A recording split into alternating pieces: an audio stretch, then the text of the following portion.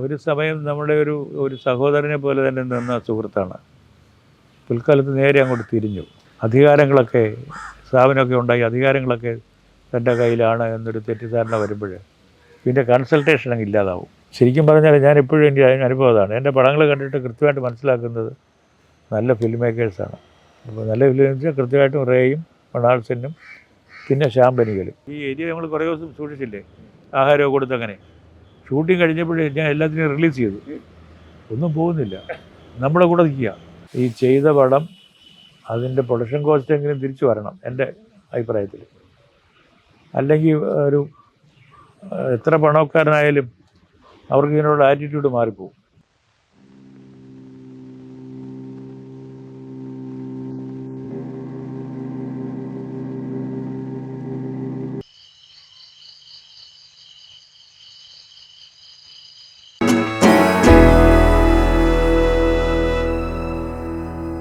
ഇത് ഈ പറഞ്ഞ പോലെ മറ്റൊരു വലിയ ക്ലാസിക്കാണ് എലിപ്പത്തായം. എലിപ്പത്തായത്തിൻ്റെ തുടങ്ങുന്നതിന് മുമ്പ് തന്നെ അതിൽ ഏറ്റവും ആദ്യം പറയേണ്ടത് അതിൻ്റെ പ്രൊഡ്യൂസർ അല്ലേ, അച്ചാണി രവി. വാസ്തവത്തിൽ അടൂരിൻ്റെ ഒരു എഴുത്തിൽ ഈ രവിയെ പറ്റിയുള്ളൊരു ലേഖനം വളരെ ഹൃദയസ്പർശിയായ ഒരു ലേഖനമാണ്. കാരണം അദ്ദേഹം ഒരുപക്ഷെ മലയാള സിനിമയിൽ നല്ല സിനിമ എന്ന് പറഞ്ഞാൽ നമ്മൾ ആദ്യം നിങ്ങളെപ്പോലെയുള്ള സംവിധായകർക്കൊപ്പം തന്നെ സ്ഥാനം കൊടുക്കേണ്ട ഒരാളാണ്. ഒരു നിർമ്മാതാവ്, അതും ഒരു ബിസിനസ്സുകാരനായ നിർമ്മാതാവ്. അച്ചാണി എടുത്ത് മാത്രമല്ല, അടൂരിൻ്റെ 4 സിനിമ, അരവിന്ദൻ്റെ സിനിമകൾ എടുക്കുന്നു. അങ്ങനെ സാമ്പത്തികമായിട്ടുള്ള അല്ലെങ്കിൽ കച്ചവടപരമായിട്ടുള്ള യാതൊരു താല്പര്യമില്ലാതെ മലയാള സിനിമയ്ക്ക് വേണ്ടിയിട്ട് ഇത്രയും വലിയൊരു സഹായവും സേവനവും ചെയ്ത ഒരു മനുഷ്യൻ വേറെ ആരുമില്ല ഇല്ല. അപ്പോൾ ആ സിനിമ വാസ്തവത്തിൽ എലിപ്പത്തായം കഴിഞ്ഞ് അടൂർ വലിയൊരു പ്രതിസന്ധിയിൽ, വ്യക്തിപരമായ ഒരു വലിയ പ്രതിസന്ധി ഘട്ടമാണ് കൊടിയേറ്റത്തിന് ശേഷം ഉള്ള കാലം. ചിത്രലേഖയായിട്ടുള്ള ബന്ധം, ചിത്രലേഖയിലെ ചില പ്രധാനപ്പെട്ട കുളത്തൂർ ഭാസ്കരൻ നായരുമായിട്ടുള്ള ബന്ധം വഷളാകുന്നു. അങ്ങനെ പിന്നെ ഈ മറ്റു 2 പടങ്ങളുടെ വിജയമാണ് കാരണം. ആണല്ലേ? ആ വിജയവും പിന്നെ അപ്പോഴത്തേക്ക് ഇത് എസ്റ്റാബ്ലിഷ് ആയി, സ്ഥാപനം വലുതായി. അപ്പൊ അതിനകത്ത് വലിയ സാമ്പത്തിക താല്പര്യങ്ങളായി. കഷ്ടപ്പാടുള്ളപ്പോൾ യാതൊരു പ്രശ്നവും വരത്തില്ല. അത് ശരിയാണ്, ദാരിദ്ര്യത്തിന്റെ കാലമാണ്. അങ്ങനെ ഗുണം നേട്ടം വരുമ്പോഴത്തേക്ക് അതിന് ക്ലെയിം വരുന്നത് പല.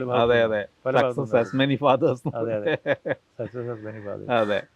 അപ്പൊ അത് ഈ ചിത്രലേഖയിലെ കുളത്തൂരുമായിട്ടുള്ള ബന്ധം വാസ്തവത്തിൽ അടൂരിന് ഗാന്ധിഗ്രാം മുതലുള്ള ഗാന്ധിഗ്രാമിൽ അങ്ങനെ അടുപ്പം ഉണ്ടായിരുന്നില്ല. പക്ഷെ അവിടെ നിങ്ങൾ ഒന്നിച്ച് പഠിച്ചവരാണ്, ബാച്ച്മേറ്റ്സ് ആണ്. ആണല്ലേ? അത്രേ ഉള്ളൂ. സുഹൃത്തുക്കളെ അങ്ങനെ വലിയ സൗഹൃദം ഇല്ല, അടുത്ത സുഹൃത്തായിരുന്നില്ല. അതിനുശേഷം തിരുവനന്തപുരത്ത് വന്നിട്ടാണ്. ആണ് ഗാന്ധിഗ്രാം കഴിഞ്ഞ് തിരുവനന്തപുരത്ത് വന്ന് ഞാൻ പിന്നെ ആദ്യം ഭാരത് സേവക് സമാജത്തിൽ കുറച്ച് കാലം. ആ ഒരു കാലഘട്ടത്തിലാണ് ഭാസ്കരനാരുമായിട്ടുള്ള കൂടുതലെടുപ്പം. അത് ശരി. അപ്പോൾ അതൊരു ജീവിതത്തിലെ അല്ലെങ്കിൽ പ്രൊഫഷണലിലെ ഏറ്റവും വലിയ ഘട്ടത്തിൽ നിങ്ങൾ ഒന്നിച്ച് നിന്നിട്ട് ഈ ചിത്രലേഖ ഇപ്പോൾ വർഷങ്ങളായി, ഇപ്പോൾ തിരിഞ്ഞു നോക്കുമ്പോൾ ആ ബന്ധം ഈ പറഞ്ഞ പോലെ വലിയ വലിപ്പത്തിൻ്റെ സാമ്പത്തിക നേട്ടത്തിൻ്റെയും കാരണമാണ് ഉണ്ടായതെങ്കിലും അതിന് ഈ ചിത്രലേഖമായിട്ടുള്ള ബന്ധ തകർച്ചയ്ക്ക് മറ്റു വേറെ എന്തെങ്കിലും വ്യക്തിപരമായ കാരണങ്ങളും ഉണ്ടായിട്ടുണ്ട്? ശരിക്കും പറഞ്ഞാൽ ഞാനിപ്പോൾ അതൊക്കെ അങ്ങ് മറന്നു. അതെനിക്കറിയാം, ഓർക്കാൻ ആഗ്രഹമില്ലാത്ത കാര്യമാണ്. എന്നാലും ഒരു സമയം നമ്മുടെ ഒരു സഹോദരനെ പോലെ തന്നെ നിന്ന സുഹൃത്താണ്. പിൽക്കാലത്ത് നേരെ അങ്ങോട്ട് തിരിഞ്ഞതിൻ്റെ കാരണം ഈ അധികാരങ്ങളൊക്കെ സ്ഥാപനമൊക്കെ ഉണ്ടായി, അധികാരങ്ങളൊക്കെ തൻ്റെ കയ്യിലാണ് എന്നൊരു തെറ്റിദ്ധാരണ വരുമ്പോൾ പിന്നെ കൺസൾട്ടേഷൻ അങ്ങ് ഇല്ലാതാവും. തീരുമാനങ്ങൾ സ്വയം എടുക്കാൻ തുടങ്ങി. ഞാൻ 1-2 കാര്യങ്ങൾ ഞാൻ അതിനെതിര് പറഞ്ഞു ചെയ്യരുതെന്ന്. ഉദാഹരണം പറഞ്ഞു കഴിഞ്ഞാൽ, പൈസ കടം വാങ്ങിച്ചിട്ട് കടം വാങ്ങിച്ച പൈസ കൊണ്ട് ഡോക്യുമെൻ്റ് എടുപ്പിക്കുക പലരെ കൊണ്ട്. അത് പൈസ പോക്കാണ്. അതെ. അപ്പോൾ പുള്ളി വിചാരിച്ചത് പിന്നെ എൻ്റെ കൂട്ട് വേറെ ഫിലിം മേക്കേഴ്സിനെ ഉണ്ടാക്കാമെന്നാണ് പുള്ളി വിചാരിച്ചത്. അങ്ങനെ വിചാരിച്ചാൽ ഉണ്ടാകുന്നതാണോ ഇത്? അല്ല. ഒരാളുടെ ജീവിതം കൊടുത്തിട്ടാണ് ഒരു പണി ചെയ്യാനായിട്ട് യോഗ്യനാകുന്നത്. ജീവിതം മുഴുവൻ കൊടുത്തിട്ടാണ്. മറ്റെല്ലാം സാക്രിഫൈസ് ചെയ്തിട്ടാണ്. അതെ. മാത്രമല്ല ആ സിനിമകളാണ് ആ സ്ഥാപനം ഉണ്ടാക്കിയത്, അല്ല സ്ഥാപനം അല്ലല്ലോ സിനിമ ഉണ്ടാക്കിയത്. ആ സിനിമകളുടെ പൈസയൊന്നുമില്ല, ഒന്നുമില്ലായിരുന്നു. വെറും ഒരു സാധാരണ ആ സിനിമകളുടെ വിജയത്തിലൂടെയാണല്ലോ ആ സ്ഥാപനം അത്രേ ഉള്ളൂ ജീവൻ വെച്ചത്. അത് മുഴുവൻ ചെയ്തത് ഞാനുമാണ്. അതെ, എല്ലാവർക്കും അറിയാവുന്ന കാര്യം. എൻ്റെ ലൈബ്രറിയിൽ അടിച്ചുണ്ടാക്കിയതാണ് സ്ഥാപനം. അതെ, അതൊരു വലിയ തിരുവനന്തപുരത്തെ ഒരു വലിയ സ്ഥാപനമായിട്ട് മാറുകയും അതൊരു വലിയ ഭൂമിയുടെ കാര്യത്തിലായാലും എക്യുപ്മെൻ്റിൻ്റെ കാര്യത്തിലായാലും ഒക്കെ. അപ്പോൾ ആ തകർച്ചയുടെ വാസ്തവത്തിൽ അന്ന് പിന്നീട് അടൂർ പറയുന്നുണ്ട്, പിന്നെ ഒരു സിനിമ എടുത്തില്ല, എലിപ്പത്തായം സിനിമ എടുത്തില്ലായിരുന്നെങ്കിൽ ഞാൻ ചിലപ്പോൾ ഭ്രാന്തനായി പോവുമായിരുന്നു. അത്രയ്ക്ക് മാനസികമായിട്ട് വലിയ തകർച്ചയായിരുന്നു. മൃണാൾ സെൻ ഒരിക്കലേ എലിപ്പത്തായം കണ്ടിട്ട് എൻ്റെ കയ്യിൽ ഇങ്ങനെ പിടിച്ചു വെച്ചു, did you go through such terrible experience in the life? മൃണാളത്തേക്ക് ഇതെങ്ങനെ മനസ്സിലായി ഞാൻ ചോദിച്ചു. I can see that in the film. എൻ്റെ ഫിലിം എലിപ്പത്തായത്തിൽ കണ്ടിട്ട് മനസ്സിലായി. അപ്പോൾ അതൊരു വലിയ ഇതാണത്. ശരിക്കും പറഞ്ഞാൽ ഞാൻ എപ്പോഴും എൻ്റെ അനുഭവം അതാണ്. എൻ്റെ പടങ്ങൾ കണ്ടിട്ട് കൃത്യമായിട്ട് മനസ്സിലാക്കുന്നത് നല്ല ഫിലിം മേക്കേഴ്സാണ്. അപ്പോൾ നല്ല ഫിലിം മേക്കേഴ്സ് കൃത്യമായിട്ടും റേയും മൃണാൾ സെന്നും പിന്നെ ശ്യാം ബെനിഗലും, ഇവർ 3 പേരുമാണ് കൃത്യമായിട്ട് എനിക്ക് ഡിപ്പെൻഡ് ചെയ്യാവുന്ന അഭിപ്രായം പടത്തെ പറ്റി പറയുന്നത്. എപ്പോഴും ഞാൻ വലിയ വിലയും കൊടുക്കാറുണ്ട്. അത് ആ സംവിധായകൻ കടന്നുപോയ വ്യക്തിപരമായിട്ടുള്ള വ്യതകളെ മനസ്സിലാക്കി ആ സിനിമ കണ്ടു. അത് വലിയ അത്ഭുതമല്ലേ. എന്നെ ഇങ്ങനെ പിടിച്ചിട്ട് പറഞ്ഞു, you went through such terrible experience. Mrinal മൃണാൾത്തേക്ക് എങ്ങനെ മനസ്സിലായി ഞാൻ ചോദിച്ചു. അതെ.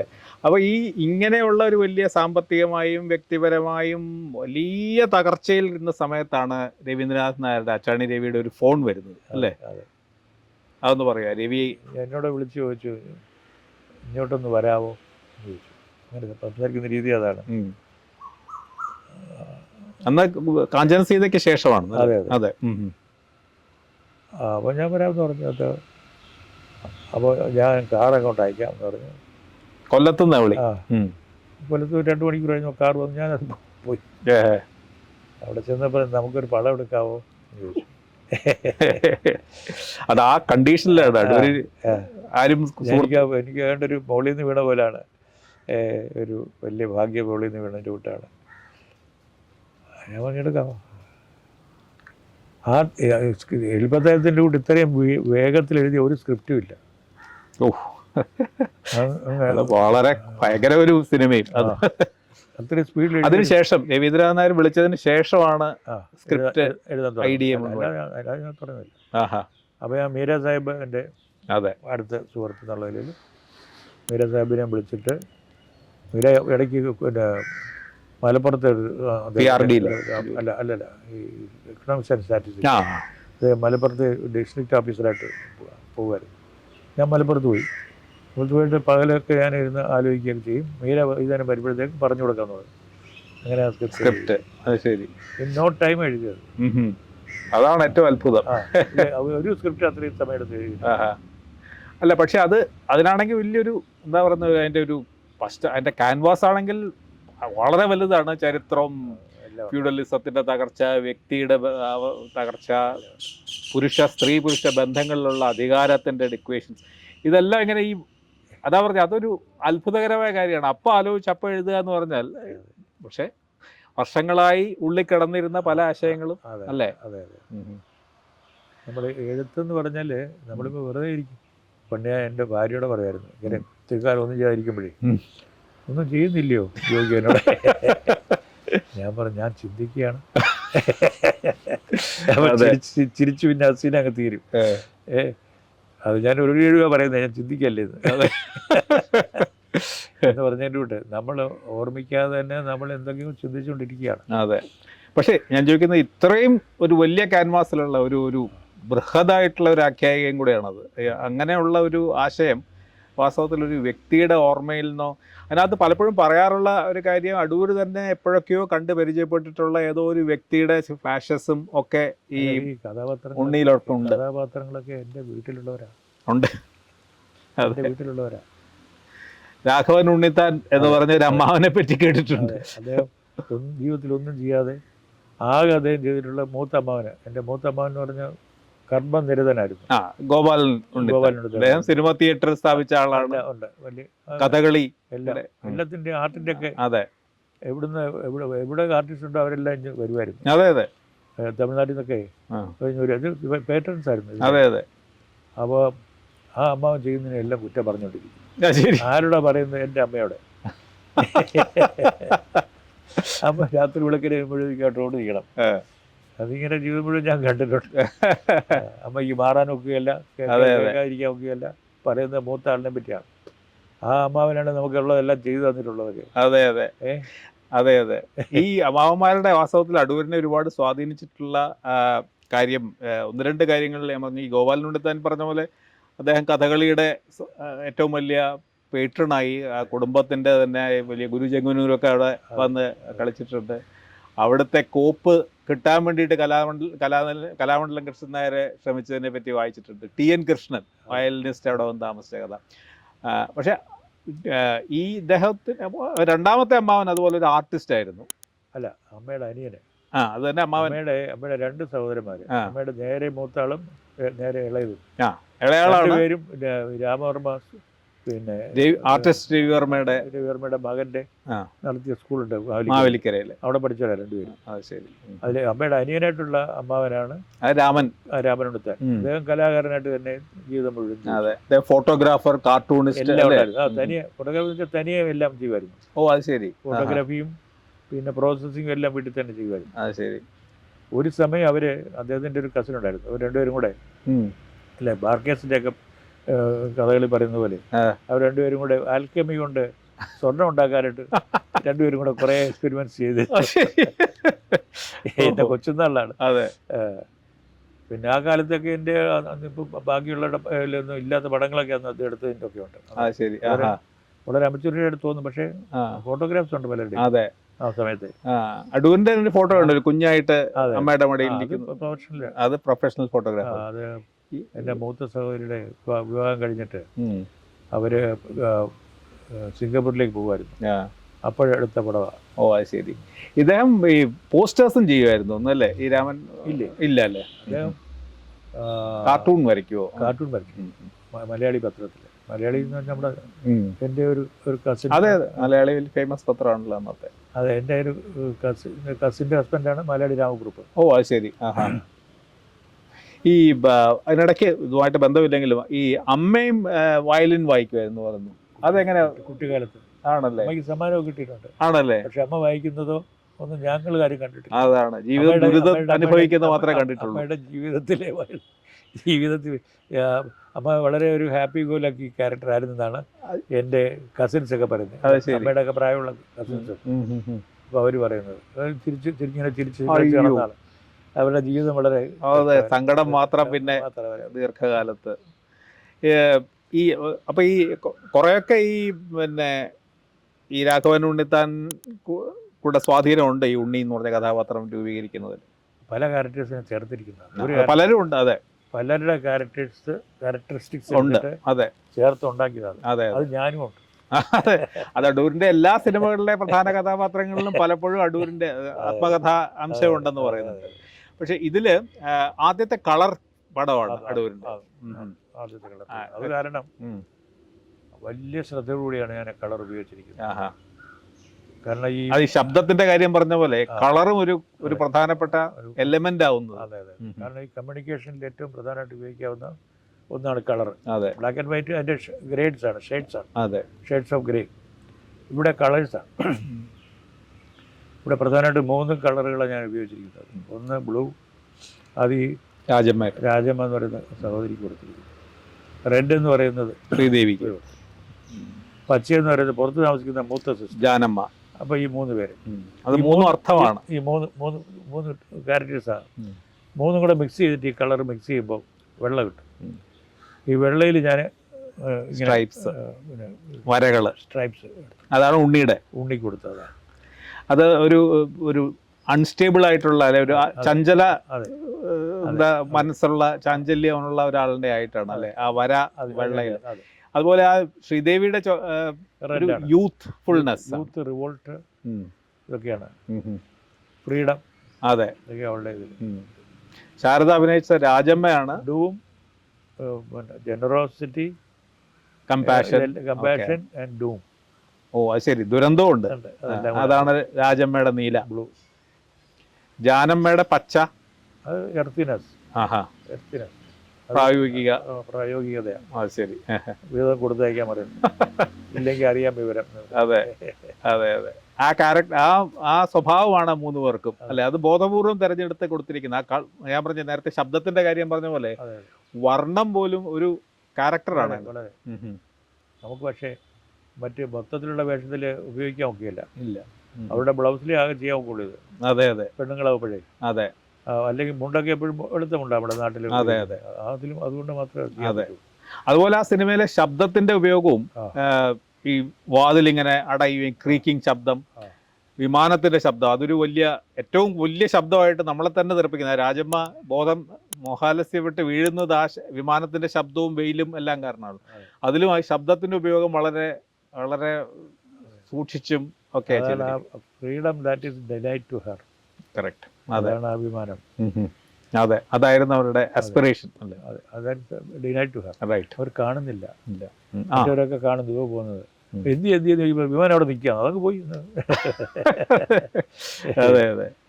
അതുപോലെയാണ് അതിനകത്ത് ഈ അടൂരിന്റെ സിനിമകളിൽ, അടൂർ തന്നെ എഴുതിയിട്ടുണ്ട്, എൻ്റെ സിനിമകളിലെ മിണ്ടാപ്രാണികൾ എന്ന് പറഞ്ഞൊരു സാധനം. അതെല്ലാ സിനിമകളിലും ജീവികളുടെ ഒരു വലിയ സാന്നിധ്യമാണ്. സ്വയംവരത്തിലെ കാക്ക വളരെ പൂച്ച അല്ലേ, പുരപ്പുറത്തെ പൂച്ച, കാറ്റ് ഓൺ ദ റൂഫ്, അതൊരു പ്രധാനപ്പെട്ട കഥാപാത്രമാണ്. ഈ കൊടിയേറ്റത്തിലെ പശു വളരെ പ്രധാനപ്പെട്ട കഥാപാത്രം. ഈ പശു പറഞ്ഞ പോലെ ഗോപിയും പശുവും തമ്മിലുള്ള, നമ്മുടെ ശങ്കരൻകുട്ടിയും പശു ഓടിച്ചു വിടുന്നു. അതുപോലെ എലിപ്പത്തായത്തിൽ പശുവുണ്ട്, പക്ഷെ നായകൻ എലികളാണ്. ആ എലികളെ പറ്റി വലിയ രസകരമായ കഥ അടൂരിൽ എഴുതിയും വായിച്ചിട്ടുണ്ട്. ഈ എലികളെ സംഘടിപ്പിച്ച് കൊണ്ടുവന്ന് എലികൾ അതിനകത്തൊരു പ്രധാനപ്പെട്ട റോൾ അഭിനയിക്കുകയൊക്കെ ചെയ്യുന്നത് ഈ എലിപ്പത്തായത്തിൽ മറ്റു സിനിമകളിലൊക്കെ സൈഡ് ക്യാരക്ടേഴ്സാണ് മൃഗങ്ങളെങ്കിൽ എലിപ്പത്തായത്തിൽ എലി തന്നെയാണ് പ്രധാന കഥാപാത്രം. അങ്ങനെ ആ എലികളെ സംഘടിപ്പിച്ച് കൊണ്ടുവരുന്ന എനിക്ക് തോന്നുന്നു വിജയനാണെന്ന് അല്ലേ? അല്ല, അവിടെ ഒരു വേടനുണ്ടായിരുന്നു. വേടൻ, ഒരു ആദിവാസി. അയാളെ വെള്ളത്തിനിടയ്ക്ക് പോയി കൈ താഴോട്ട് കുടിച്ചിട്ട് മീനിൻ്റെ എടുക്കുമായിരുന്നു. ഓ, അത് ശരി. അതുപോലെയാണ് ഈ എലിയൊക്കെ അയാൾ നേരെ പോയി പനത്തിൽ പോയി കൈയിട്ടിഞ്ഞ് എടുക്കുമായിരുന്നു. എലി കയ്യിലിരുന്ന് ഭക്ഷണം കഴിക്കുകയൊക്കെ ചെയ്യുന്ന അല്ലെ, അയാളുമായിട്ട് വലിയ ഇണക്കമാണ് എലി. എന്ന് മാത്രമല്ല, ഈ എലി നമ്മൾ കുറേ ദിവസം സൂക്ഷിച്ചില്ലേ, ആഹാരമൊക്കെ കൊടുത്ത്. അങ്ങനെ ഷൂട്ടിങ് കഴിഞ്ഞപ്പോഴേ ഞാൻ എല്ലാത്തിനെയും റിലീസ് ചെയ്തു. ഒന്നും പോകുന്നില്ല, നമ്മുടെ കൂടെ നിൽക്കുക. ഇണങ്ങി വലിയ സങ്കടമായി. ഞാൻ പറഞ്ഞു, നിങ്ങളുടെ സംഘം ചേരുവിൽ, നിങ്ങളുടെ സ്വന്തം ആളുകളായിട്ട് സംഘം ചേരും, സ്വതന്ത്രരാവിന്ന് പറഞ്ഞിട്ട് അവരിങ്ങനെ കറങ്ങിയിരിക്കുക. പാവം. അത് എല്ലാം അടിമത്തത്തിന്റെ ഒരു. അതെ അതെ അതെ, അതാണല്ലോ പിന്നെ വിധേയനിൽ വരുന്നത്. ശാസ്ത്രവാദം. അതെ, യു സ്റ്റാർട്ട് എൻജോയിങ് ഇറ്റ്. അതെ അതെ, അതാണ് വിധേയനിൽ. സമയത്തേക്ക് ആഹാരം കിട്ടുന്നുണ്ടായിരുന്നു. നമ്മുടെ ഫ്രണ്ട്സായി മാറിയവര്. അതെ. പിന്നെ എലിയെ കൊല്ലുന്നതിന്റെ ഒരു വലിയ വിഷമം ഉണ്ടാക്കുന്ന എലി മറ്റേ എലിക്കണിയും കൊണ്ട് വെള്ളത്തിൽ കൊണ്ട് ഇറക്കിയിട്ട്. അപ്പൊ അത് പക്ഷെ എലി ചത്തില്ല. എനിക്കറിയാവുന്നത്, കാരണം എക്സ്പീരിയൻസ് ഉണ്ട്, അറിയാം. എലി വെള്ളത്തിലടി പിടിച്ചാലൊന്നും ചാവത്തില്ല. ഓ, അത് ശരി. അല്ലെങ്കിൽ അത്രയും നേരം നിൽക്കണം. നമ്മളെ ഒരു റീൽ മുഴുവൻ ഓടിയാലും ചാവത്തില്ല. അതെ അതെ, അതുവരെ മതി. അത് ശരി. കൊന്നുള്ള ഇമ്പ്രഷൻ കിട്ടിയാൽ മതിയല്ല. പക്ഷെ അതിന്റെ രസം വെച്ചാൽ ആ എലി പോലും കൊന്നിട്ടില്ല. ഇല്ല. ഇപ്പോഴത്തെ സിനിമ പറയുന്ന പോലെ ഒരു മൃഗത്തിനെയും ദ്രോഹിച്ചിട്ടില്ല എന്ന് പറയുന്ന പോലെ. പക്ഷെ അതിന്റെ ഇതിനകത്ത് എലി എന്ന് പറഞ്ഞാൽ ദഹവും അവസാനം ഉണ്ണിയും ഒരു എലിയെ പോലെ ആ വെള്ളത്തെ കൊണ്ട് ആൾക്കാരെ കൊണ്ട് ഇട്ടിട്ട് അവിടുന്ന് ജീവനോട് വരുമ്പോൾ ശരിക്കും ഒരു എലിയുടെ രൂപം പ്രാപിച്ച പോലെ തോന്നും. അയാൾ പക്ഷേ ഈ തണുപ്പില് ചിലരൊക്കെ വിചാരിക്കുന്നത് തൊഴുന്നത് അങ്ങനല്ല. ഇങ്ങനെ എലി നിൽക്കുന്ന പോലെ തണുപ്പുണ്ട്, ഇങ്ങനെ നിൽക്കുന്ന എലിയൊക്കെ നിൽക്കുന്ന പോലെ നിസ്സഹായാവസ്ഥയിൽ നിൽക്കുന്ന അങ്ങനെ എലി. അതെ അതെ, ശരിയാ. ഹാൻഡ് ലെഗ്സ് പൊങ്ങിട്ട് ഇങ്ങനെ നിൽക്കും. പടത്തിൽ ഉണ്ട്. അതെ, അയാളുടെ നിസ്സഹായാവസ്ഥയാ ബന്ധനത്തിനാകുമ്പോഴത്തേക്ക്. അതെ അതെ. അതിനകത്ത് വലിയ രസമുള്ള ഒരു സംഗതി, ഇപ്പൊ എലികളെ പറഞ്ഞ പോലെ അഭിനയിപ്പിക്കുക എന്ന് പറഞ്ഞാൽ മനുഷ്യന് സാധ്യമായിട്ടുള്ള കാര്യമല്ല. പക്ഷെ ഈ വേടന്റെ സഹായം കാര്യമായിട്ടുണ്ടല്ലേ എലികളെ. വലിയൊരു ലക്കായിരുന്നു, ഭാഗ്യമായിരുന്നു. ഈ അതിനകത്ത് പറയുന്ന അടൂർ പറഞ്ഞ ഒരു കാര്യം, ഈ ദേവദാസ് അല്ല മങ്കട അതിനകത്ത് സാധാരണ അടൂരൊരു ഡിക്റ്റേറ്ററാണ് സെറ്റിൽ. അടൂർ വിചാരിക്കുന്ന പോലെ നടത്താൻ പാടുള്ളൂ. ഇതിലൊരു കാര്യത്തിൽ മാത്രം അടൂർ പറയുന്നുണ്ട്, ഈ മങ്കട ഇതിനകത്ത് ചില ഷോട്ട് ളുടെ കാര്യത്തിൽ മങ്കടയുടെ ഒരു അഭിപ്രായം ഞാൻ സ്വീകരിച്ചത്, ഈ ഒരു ഷോട്ട് കൊണ്ടുപോകുന്നത് അല്ലേ. അതെ അതെ, ഞാനത് പല ഷോട്ട്സ് ആയിട്ടാണ് മനസ്സിൽ പ്ലാൻ ചെയ്തത്. അപ്പോൾ അദ്ദേഹം പറഞ്ഞ ഐഡിയാണ്, നമുക്കൊരു കാര്യം ചെയ്യാം, അദ്ദേഹത്തിന് ഈ കട്ടിലെടുത്തോണ്ട് പോകുന്ന. അപ്പോൾ അതിൻ്റെ ഒരു വളരെ ഇൻജീനിയസ് ആയിട്ടുള്ള ഒരു ഐഡിയ ആണ്. ആ ക്യാമറ കട്ടിലോട്ട് അങ്ങോട്ട് കെട്ടി, ശരി, കട്ടിലെടുത്തോണ്ട് പോവുക. ഓ ശരി. അപ്പോൾ ഇതിങ്ങനെ പോവാ, അതാണ് ആ കയ്യാ കാണിക്കുന്നത്. അത് സിനിമ കാണിച്ചിടത്ത് എല്ലായിടത്തും എന്നോട് ചോദിക്കുന്നുണ്ട് എങ്ങനെ എടുത്തു. അത് ശരി. ആൾക്ക് എങ്ങനെ നോക്കിയിട്ട് അവർക്ക് മനസ്സിലാവുന്നില്ല എങ്ങനെ. അതെ പല ക്യാമറമാന്മാർ ചോദിച്ചു, പല ഇന്റർനാഷണൽ ലെവലിൽ അതെ. കട്ടിലെടുക്കുന്നവരുടെ കൈയും ഇത് എങ്ങനെ എടുത്താൽ അതെ ഇത് ചുമന്നിട്ട് പോകുന്നു അവർ. അതെ അവര് പേഷ്യന്റിനെയും ക്യാമറയും എല്ലാം കൂടെ ഒരുമിച്ചെടുത്തു. അത് ശരിക്കും അതൊരു മങ്കടയുടെ അതൊരു ഗംഭീര നിർദ്ദേശമായിരുന്നു. ഷോട്ടാണ്. അത് ഗംഭീര ഷോട്ടാണ്. ശരി. അല്ല പറഞ്ഞ ഒരു ഇത്രയും കാര്യത്തിൽ മാത്രമല്ല അവര് വീട്ടിൽ നിന്ന് ഇറങ്ങുന്നതൊക്കെ ആ ലൈറ്റിന്റെ ഇതുകൊണ്ട് മാത്രം കിട്ടുന്നു. വീട്ടിൽ നിന്ന് എടുത്തിട്ടേ അകത്തെ തളത്തിൽ നിന്ന് എടുത്തിട്ട് പുറത്തേക്ക് ഇറങ്ങുമ്പോൾ വെളിച്ചത്തിന്റെ ഒരു പ്ലേ കൊണ്ട് നമുക്കറിയാം ഇതിലൂടെ ഇറങ്ങി വാതിൽ കടന്ന് ഇപ്പുറത്ത് വന്നിക്കാണ് പുറത്തേക്ക് ഇറങ്ങും. അതില് പിന്നെ ഈ ശാസ്താംകോട്ടയോ അല്ലേ, അവിടെ ഒരു പഴയ വീടാണ് ഷൂട്ട് ചെയ്തിരിക്കുന്നത്. അതൊക്കെ വീട് ഇപ്പം ഇല്ല. അതിൽ സ്വാഭാവികമായിട്ടും കൊടിയേറ്റിലെ ഗോപി പോലെ കരമന ജനാർദ്ദനൻ നായർ എന്ന് പറയുന്ന ആളൊരു ദേശീയ തലത്തിൽ അറിയപ്പെടുകയും പ്രശസ്തനാവുകയും ഒക്കെ ചെയ്യുന്നത്. അപ്പോൾ കരമനയെ പറ്റി പല സ്ഥലത്തും ഉണ്ട്. അടൂരിനെ സ്കൂട്ടർ പഠിപ്പിക്കാൻ ചെയ്തത് കരമനയാണ്. പിന്നെ ഈ പറഞ്ഞ പോലെ ആദ്യത്തെ ഡോക്യുമെന്ററിയിൽ പോലും കരമനയുണ്ട്. ഈ കരമനയായിട്ടുള്ള ബന്ധം. കരമനയിൽ എൻ്റെ നാടകങ്ങളൊക്കെ അഭിനയിച്ചിരുന്നു ഉണ്ട് തിരുവനന്തപുരത്ത്. കരമന ഈ സിനിമയിൽ അദ്ദേഹം ഈ പറഞ്ഞ പോലെ അതിനുവേണ്ടി പട്ടിണി കിടക്കുകയോ ഒക്കെ ചെയ്തല്ലേ, രൂപം തന്നെ മാറ്റി അത്രയ്ക്ക് ഡെഡിക്കേറ്റഡ് ആയിട്ടുള്ള വർക്കാണ് ചെയ്തത്. കരമനയ്ക്ക് ഞാനൊരു പ്രത്യേക ഡയറ്റ് കൊടുത്തു. അതായത് അദ്ദേഹത്തിന് ഒരു 2-3 മാസം മുമ്പ് തന്നെ പ്രിപ്പയർ ചെയ്യാൻ തുടങ്ങി. ഒരു ആദ്യം പിന്നെ മാംസഭക്ഷണം ഉപേക്ഷിച്ചു. പിന്നീട് ഇങ്ങനെ കുറേശ്ശായിട്ട് ഭക്ഷണത്തിൻ്റെ അളവ് അതുമൊക്കെ കുറച്ച് അവസാനം കൊണ്ടുവന്നപ്പോഴത്തേക്ക് വെള്ളം മാത്രം കുടിക്കുന്ന കണ്ടീഷനാക്കി ആക്കിയിട്ട് പടത്തിൻ്റെ അവസാനത്തിൽ നിന്ന് തിരിച്ചാണ് ഷൂട്ട് ചെയ്തത്. അത് ശരി. പിന്നെ കുറേശ്ശായിട്ട് ഇദ്ദേഹത്തിന് ആഹാരമൊക്കെ കൊടുത്ത് നോർമലിലേക്ക് തിരിച്ചു കൊണ്ടുവന്നു. അങ്ങനെ ഷൂട്ട് ചെയ്ത പടം. അത് ശരി. അപ്പോൾ അയാൾ ശരിക്കും അഭിനയം അങ്ങ് പെർഫെക്റ്റ് ആയി. അതെ, രൂപത്തിൽ തന്നെ പൂർണ്ണമായിട്ടും ശരിക്കും അവസാനത്തെ സീനൊക്കെ ചെയ്യുമ്പോഴത്തേക്ക് ശരിക്കും അവസാനമാണ്. അതെ. അപ്പോൾ അദ്ദേഹം ഈ ഇത്രയ്ക്ക് കമ്മിറ്റഡ് ആയിട്ടുള്ള ഒരു ആർട്ടിസ്റ്റ് ആണ് അല്ലേ.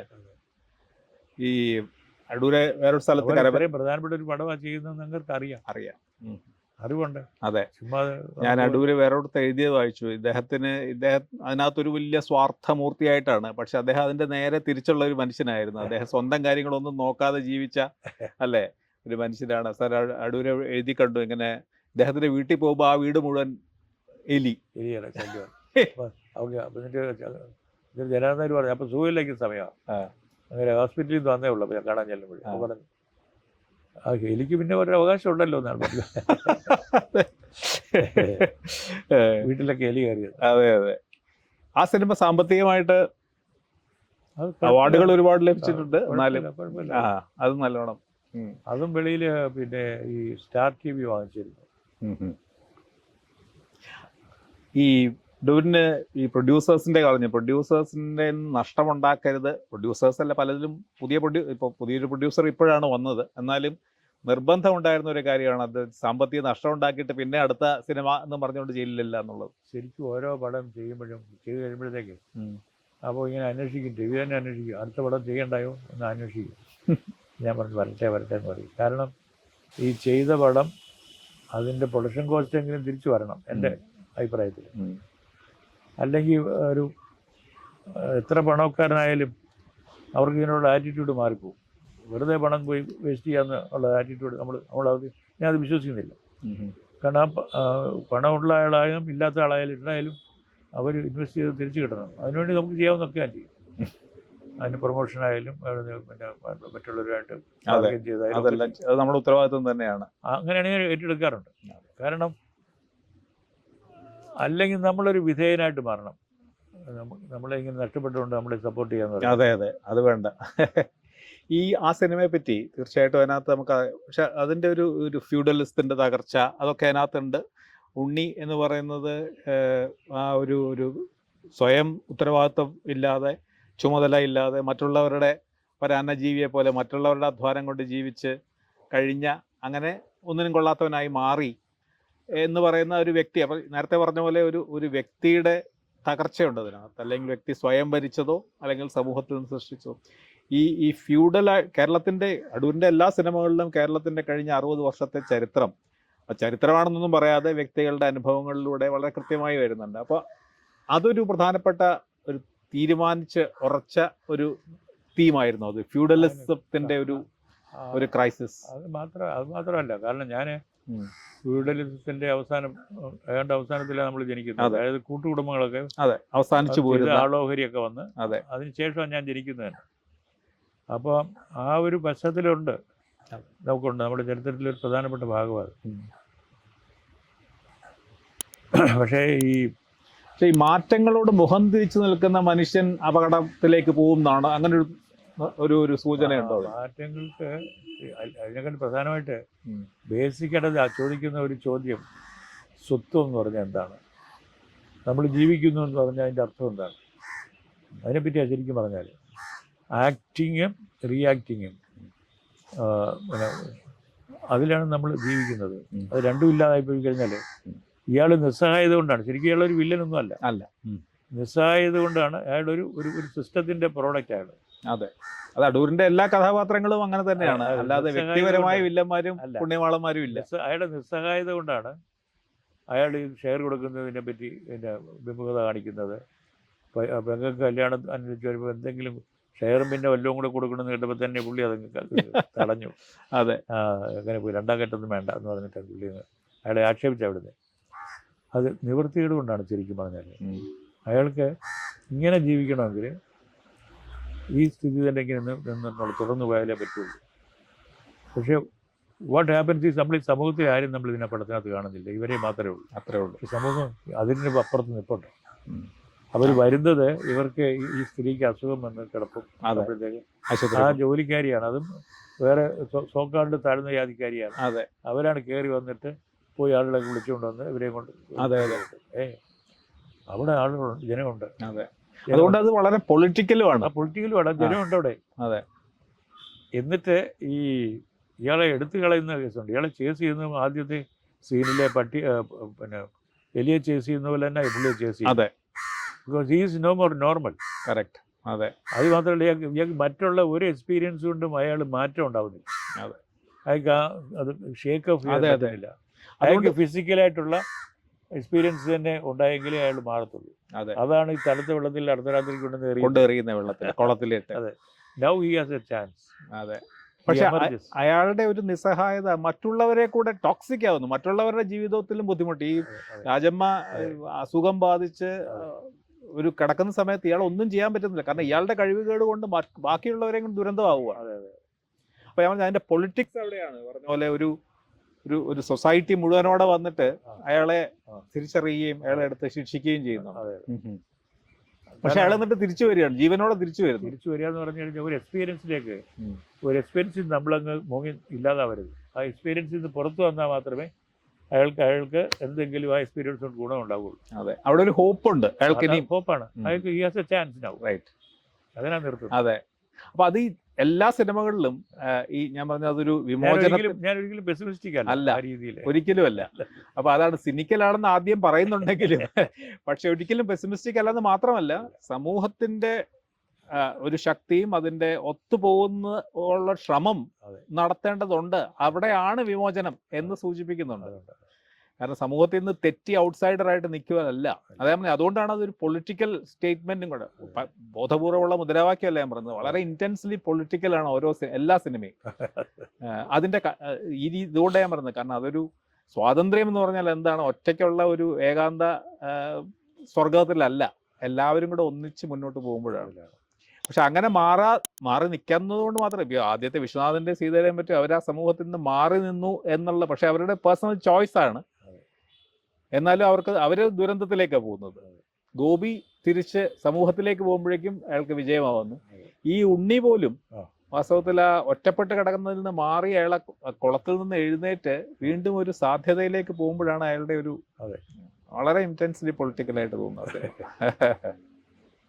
അത് വളരെ പൊളിറ്റിക്കലും ഹ്യൂമനിസ്റ്റിക്. അതെ, ഹ്യൂമനിസവും പൊളിറ്റിക്സ് തന്നെയാണല്ലോ ഞാൻ പറഞ്ഞത്, അല്ലാതെ. പക്ഷെ അതുകൊണ്ട് തന്നെയാണ് അതിന്റെ ഒരു ഹ്യൂമനിസ്റ്റ് ഡോക്യുമെന്റ് ആവുന്നത്.